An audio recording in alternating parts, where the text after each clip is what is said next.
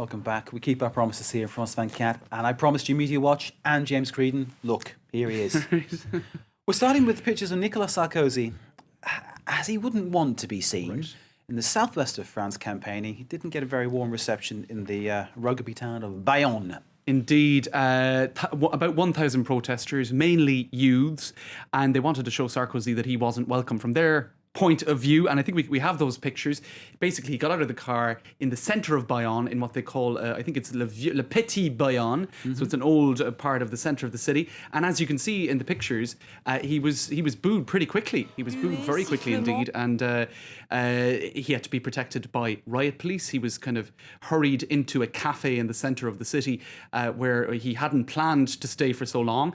But look, these are not very positive pictures for a presidential candidate, for a man who's running for re-election. And I think we see him here now in a second hiding away in that cafe. This was at the top of the evening news shows in France today. There's an evening show at 7 p.m. on France 3. This was the top story. This is not what you want to see if you want to be re-elected. And right afterwards, François Hollande's being cheered in Lyon. It's funny, I mean, because if you'd seen that picture of riot shields, right, and then what looked like a 13-year-old girl. Yeah. I mean, if you saw that in a different country, you'd think, it's a police state, it's terrible. Right. But this is France. This is France. the fifth biggest economy in the world. This is the home of democracy, if you like, the home of human rights, as they openly put it. Absolutely. Liberty, equality, yes, fraternity, all that kind of stuff, and this is happening.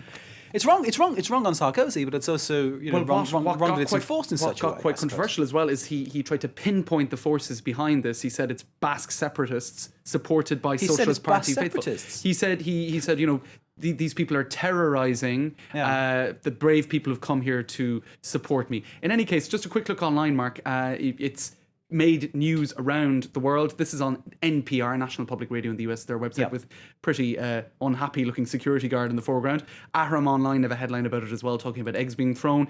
You've got a lot of tweets on it as well. Apparently the mayor of the town of Bayonne advised him against going into the centre, and others here, this guy Herbert Martin, saying that François Hollande is a pauvre type, he's a nasty guy, and that he's behind it essentially. So you've got people taking positions saying that the socialists stoked it up, which the AFP news agency has actually said is not the case. So anyway, let's move on. There's nothing like a conspiracy theory, is there? Right. Okay, tell us more about The Guardian. All right, The Guardian. Let's take a look. Great paper in the UK. Absolutely. Now they have a new campaign, an ad campaign, which they're putting out in favour of open journalism. What they call open journalism. It's the whole process of journalists interacting with the public on a given news story. Let's roll the pictures here. You can see they centred it on the fairy tale of the three little pigs who killed the big bad wolf. Yeah. So the little pigs are hauled off to prison, and there's a whole public debate that begins about whether or not they were ill-treated and whether or not they were just trying to protect their home. Let's take a quick look at an extract of that ad. Okay. So the spotlight has once again shone on the grey area of homeowners' rights to protect their properties.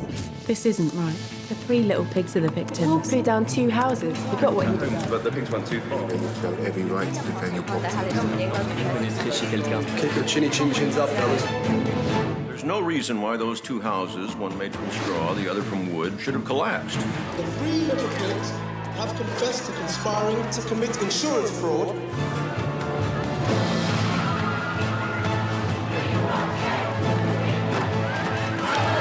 Like the sign, they wake up and smell the bacon. Maybe we should as well. They're tying it into the housing crisis, and they're showing how news stories and the public can, ignite public passions. It looks like fun. We can catch that online somewhere, I'm sure.